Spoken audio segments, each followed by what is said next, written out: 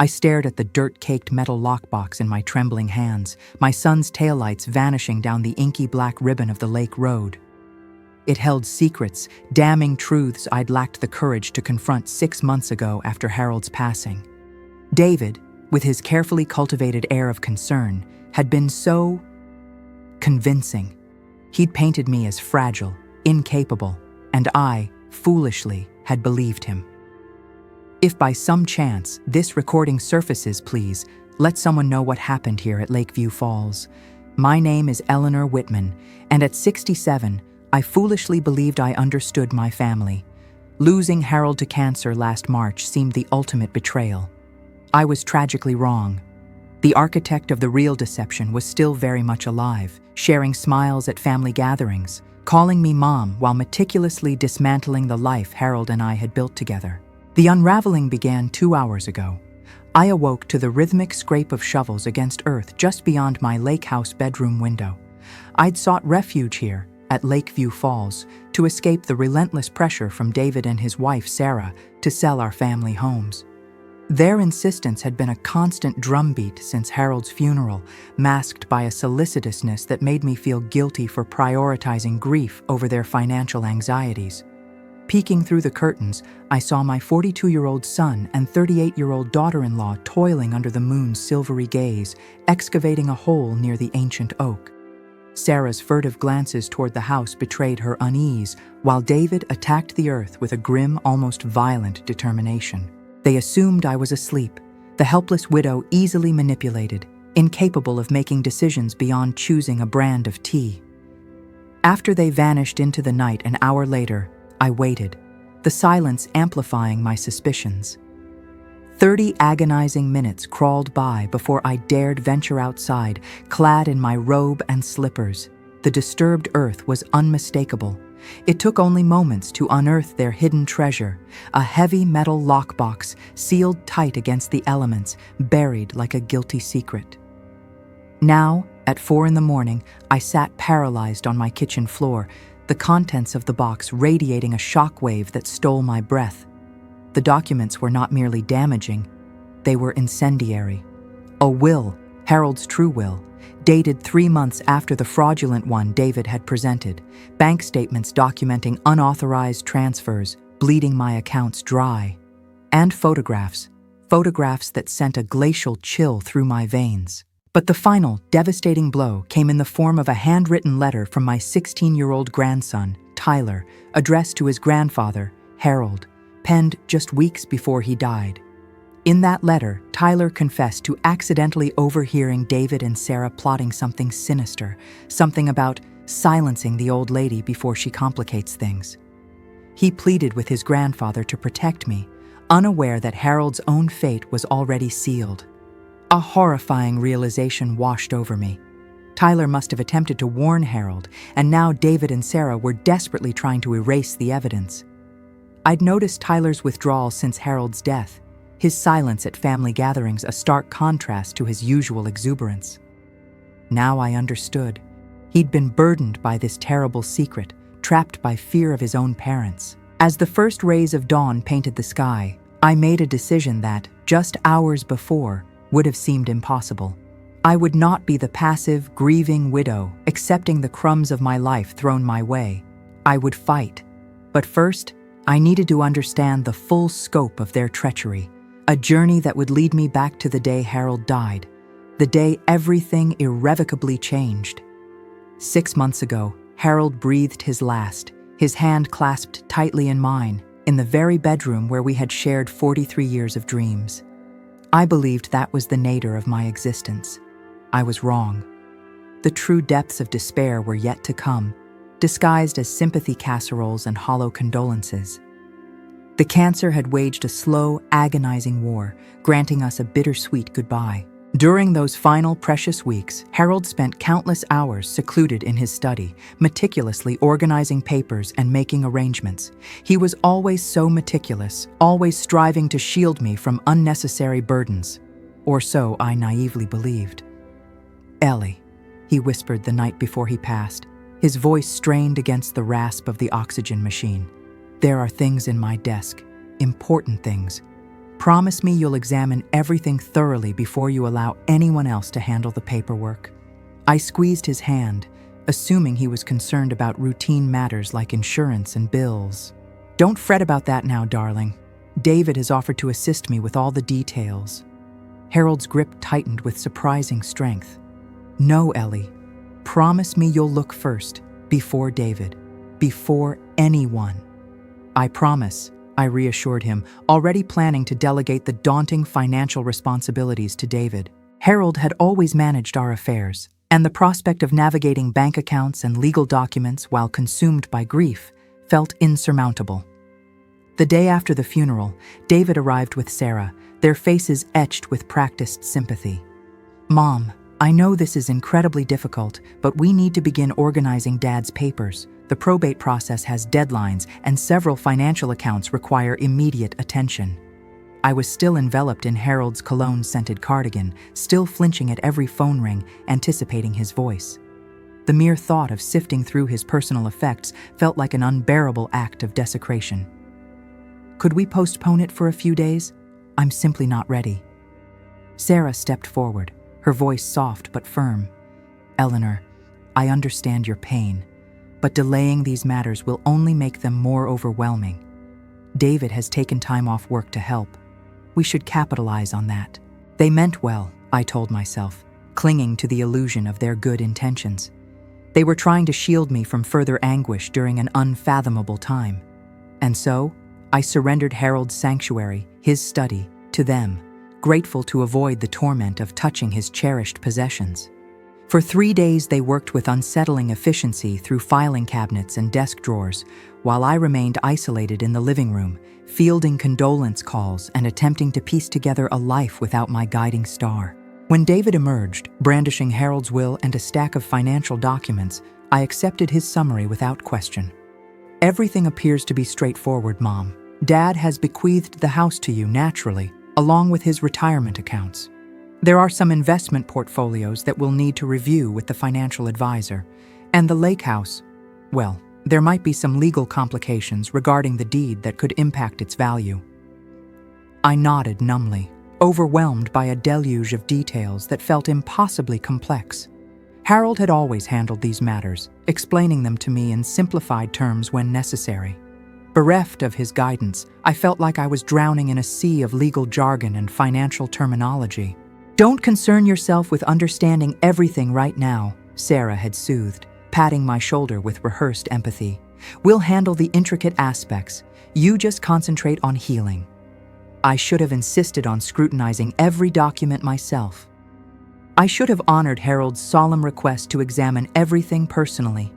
Instead, I allowed grief and exhaustion to cloud my judgment, permitting my son to shepherd me through decisions that would irrevocably alter the course of my life. 3 weeks later, David presented me with a stack of papers requiring my signature. "Transfers, authorizations, simplifications," he called them, his tone dismissive. "Just streamlining things to make them easier for you to manage, Mom. Consolidating accounts so you won't be burdened by a multitude of statements and passwords." I signed each page, trusting the son I had raised to always be truthful. That night, alone in our oppressively silent house, I finally ventured into Harold's study. His coffee cup still sat on the desk, a faint ring staining the page of a legal journal. I touched his reading glasses, neatly folded beside his laptop, and whispered an apology for breaking my solemn promise. I should have acted then. I should have searched every drawer, examined every document, questioned every decision David had made on my behalf. But grief is an insidious thief, stealing not only joy, but also clarity, and I was too shattered to think rationally. Now, seated in my lakehouse kitchen, Harold's true will spread before me like a damning indictment. I grasped the true cost of my blind trust. The question was not merely what David had already stolen from me, but what he was plotting to steal next. 3 months after Harold's funeral, the campaign commenced. It began subtly, as all well-laid betrayals do, with casual observations designed to erode my confidence and undermine my independence. "Mom, this house is awfully large for just one person," he'd remark during his increasingly frequent and purposeful weekly visits. "All those stairs, the upkeep, the property taxes. It's a considerable burden to manage alone. I'd been managing our household finances for 43 years, but suddenly, David addressed me as if I were a child who had never balanced a checkbook. When I mentioned obtaining estimates for roof repairs, he frowned with exaggerated concern. "Are you certain you want to invest that kind of money in a house this old? It might be throwing good money after bad." Sarah was even more direct, her words laced with a thinly veiled impatience. "Eleanor, you're rattling around in this place like a marble in a shoebox. Wouldn't you be happier somewhere more manageable? Perhaps one of those charming senior communities with activities and people your own age." People my own age, as if reaching 67 relegated me to a warehouse of discarded elders, playing bingo and comparing medication side effects. Harold had been 71 when he died, yet no one had suggested he relocate to a senior community. It was remarkable how widowhood automatically aged a woman 20 years in everyone else's perception. The pressure intensified when Tyler began his junior year of high school. "We've been discussing things," David announced during Sunday dinner in early June. "Tyler will need money for college soon. Prestigious colleges are incredibly expensive, and his grades are certainly high enough to gain admission to some truly elite institutions." "That's wonderful," I replied, offering Tyler an extra serving of mashed potatoes. Harold and I had always intended to contribute significantly to his college expenses. We had even established a dedicated fund for that purpose. David and Sarah exchanged one of those loaded glances that excluded me from their silent, unspoken conversation. "Well, that's precisely the issue, Mom. The college fund isn't quite as substantial as Dad might have led you to believe. There were some investment losses, some unexpected expenses related to his medical treatments." This revelation came as a complete shock. Harold had proudly tracked Tyler's college fund for years, showing me statements that consistently reflected steady growth. But when I requested to examine the current documents, David's explanations became convoluted and evasive. "The thing is," Sarah interjected, "if you were to sell this house in the lakehouse and invest the proceeds wisely, you could live very comfortably in a smaller, more manageable residence, while simultaneously ensuring Tyler receives the best possible education." Tyler, who had been unusually withdrawn during these family discussions, suddenly looked up from his plate. "I don't need to attend expensive colleges. I could attend community college first. Save money." "Nonsense," David retorted sharply. "You're not settling for community college when you have the potential to attend Princeton or Yale. Your grandmother wants what's best for you, don't you, Mom?"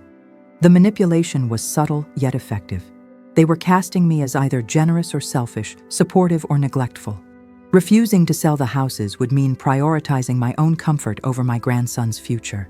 "I need time to consider this," I said, though a part of me was already calculating the potential value of the properties. "Of course," Sarah replied smoothly. "We're not trying to pressure you. We simply want you to have all the information you need to make the most informed decision." But the information was constantly shifting, molded to fit their narrative. The roof repairs I had planned suddenly became a bottomless money pit in David's assessment. The lakehouse I had always treasured was now a burdensome responsibility, requiring constant maintenance. The neighborhood where Harold and I had raised our family had become too isolated for a woman living alone. Every conversation invariably circled back to the same conclusion. I should sell everything, downsize drastically, and trust them to manage the proceeds for the benefit of everyone. They painted alluring pictures of cozy apartments with no maintenance responsibilities, vibrant senior communities with built-in social networks, and lucrative investment strategies that would guarantee financial security for all of us. What they conveniently omitted was the profound loss I would endure. The garden where I had cultivated vegetables for 4 decades, the kitchen where I had taught David to bake Christmas cookies, the porch where Harold and I had shared our morning coffee for 20 years, the lake house where 3 generations of our family had forged unforgettable summer memories. But grief renders you vulnerable to the convictions of others, and I began to question my own judgment. Perhaps they were right. Perhaps I was being selfish, clinging to houses I could no longer adequately maintain while Tyler's future hung precariously in the balance. The night I nearly succumbed to their pressure, I found myself standing once again in Harold's study, surrounded by the unsettling emptiness where papers had once been. It was then that I recalled Harold's strange urgency about examining everything carefully. I had promised him I would review everything personally, and I had broken that promise. But it wasn't too late to honor his final request, even if it meant confronting the son I had blindly trusted. 2 weeks ago, I made a decision that, in retrospect, probably saved my life, though I remained blissfully unaware at the time. I announced my intention to retreat to the lakehouse alone for some reflection and peace, and the reaction from David and Sarah should have served as a blaring alarm. "Mom, that's not safe," David protested immediately. "The lakehouse has been unoccupied for months. What if something happens? What if you fall and no one knows?" Sarah nodded emphatically in agreement. "Eleanor, you shouldn't isolate yourself like that. It's not healthy to grieve alone. Why don't we all go together? Make it a family weekend." The mere prospect of sharing my sanctuary with their constant chatter about selling properties and downsizing filled me with a sense of suffocation. "I need some time alone. I haven't had a moment of solitude since Harold died."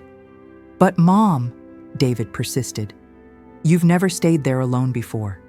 Dad always handled the maintenance issues, turned on the utilities, checked the plumbing. What if something goes wrong?" I gazed at my 42-year-old son, the boy I had raised to be independent and resourceful, now treating me as if I were incapable of managing a weekend at a house where I had spent every summer for 30 years. "David, I'm 67, not 97. I think I can manage to turn on the water and ensure the electricity works." The conversation escalated into the first genuine argument we had had since Harold's death. David insisted I was being reckless and stubborn. Sarah expressed concern for my emotional state, suggesting I was running away from crucial decisions about my future. Tyler, who had been quietly doing homework at the kitchen table, finally looked up, his brow furrowed. "Maybe Grandma simply needs some space to think," he said softly. "Everyone needs that sometimes." David rounded on his son with unexpected vehemence. "Tyler, this isn't your concern. Your grandmother is going through a difficult time and needs family support, not encouragement to isolate herself." Something flickered in Tyler's expression, a carefully constructed blankness that reminded me of how I had learned to look when David was in one of his controlling moods. My grandson glanced at me, then quickly averted his gaze, but not before I detected a flicker of worry in his eyes. "I'm leaving tomorrow morning," I announced, rising to my feet to terminate the discussion. "I'll call you when I arrive to let you know I got there safely, and I'll be back Sunday evening." "This is a mistake, Mom," David said, his voice tight with barely suppressed frustration. "You're not thinking clearly." As I prepared to leave the next morning, packing comfortable clothes and my favorite books, I experienced a mixture of liberation and trepidation. I hadn't been truly alone since Harold's diagnosis 2 years ago. There had always been medical appointments, treatment schedules, family obligations, and after his death, an endless stream of well-meaning visitors who seemed to believe silence was a dangerous affliction for widows. The drive to Lake Michigan took 3 hours, and with each passing mile, I felt the tension gradually ebb from my shoulders. The lake house occupied 2 acres of wooded property with 200 feet of private shoreline. Harold had purchased it 40 years ago when David was barely 2 years old, back when lakefront property was still attainable for a middle-class engineer and his teacher wife. The house itself was modest: 2 bedrooms, 1 bathroom, a great room with a stone fireplace, and a kitchen with windows overlooking the water. But it was our sanctuary, the place where we had escaped the pressures of work and the stresses of parenting, where we had reconnected with each other and with the natural world. As I unlocked the front door, I was greeted by the familiar aroma of cedar and lake air, tinged now with the faint mustiness of a house that had been closed up for too long. Harold's fishing poles still hung on the wall hooks. His favorite coffee mug sat in the dish drainer, exactly where I had left it after washing it the last morning we were here together. I spent the first day simply existing. I sat on the deck, watching boats glide across the shimmering expanse of the lake. I walked along the shoreline, collecting smooth, water-worn stones. I prepared simple meals and ate them in peaceful silence.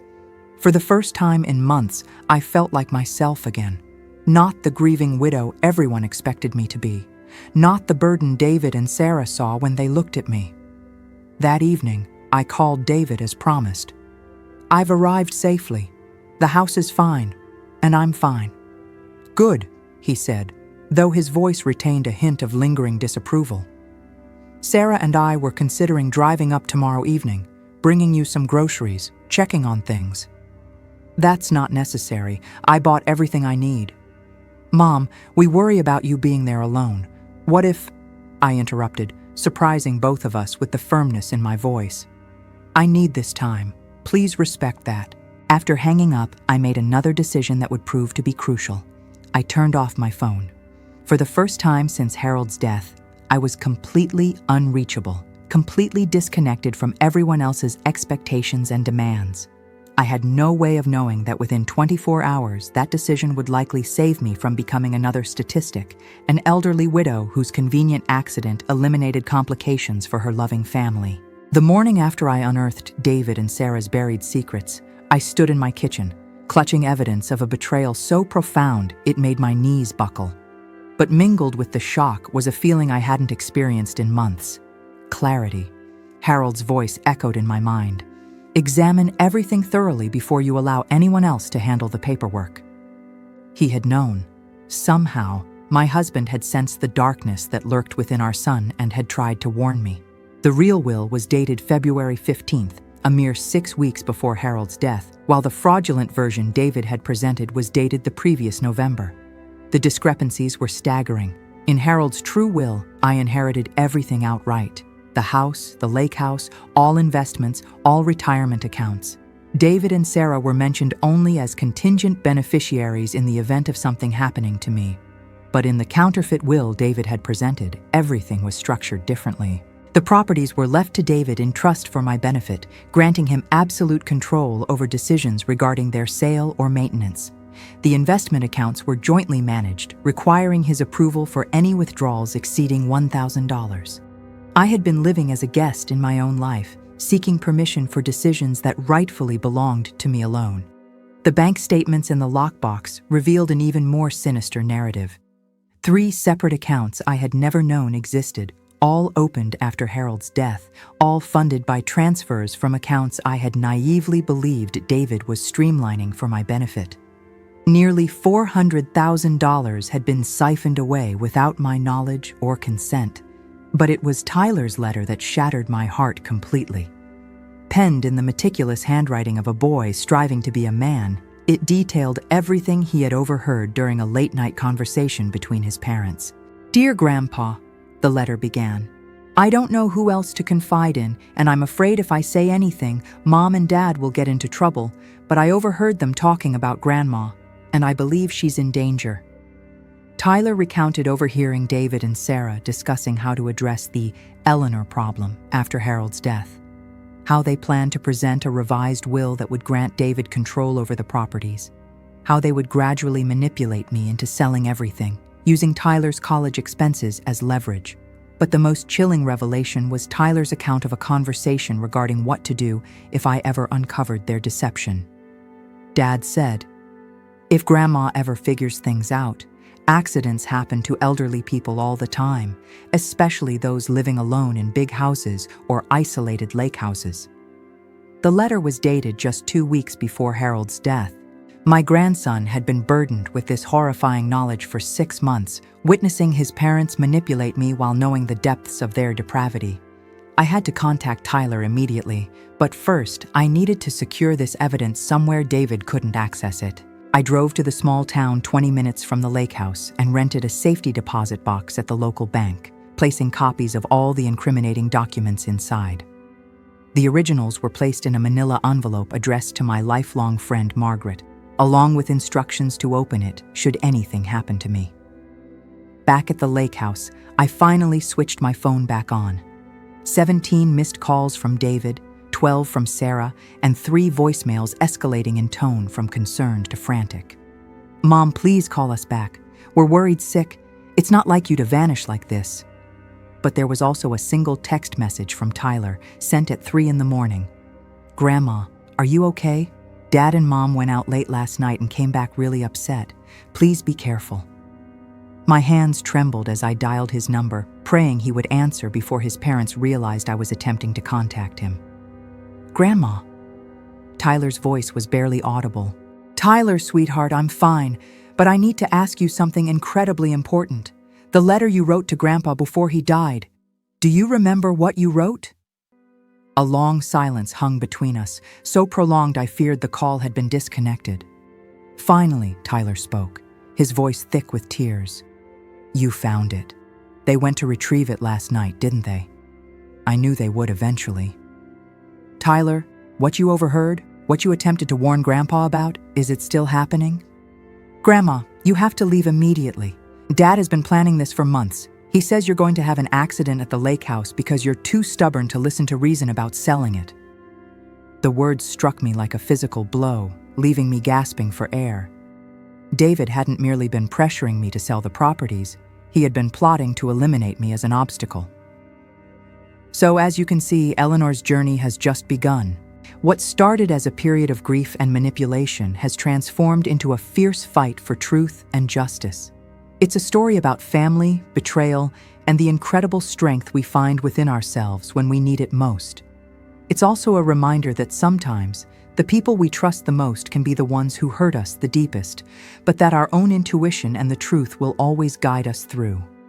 Now, I'm super curious to hear your thoughts. What did you think of Eleanor's story so far? Did anything surprise you?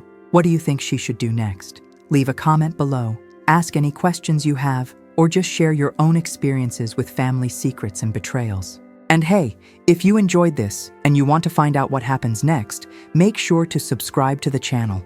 That way, you won't miss part 2, where Eleanor confronts David and we see just how far he's willing to go.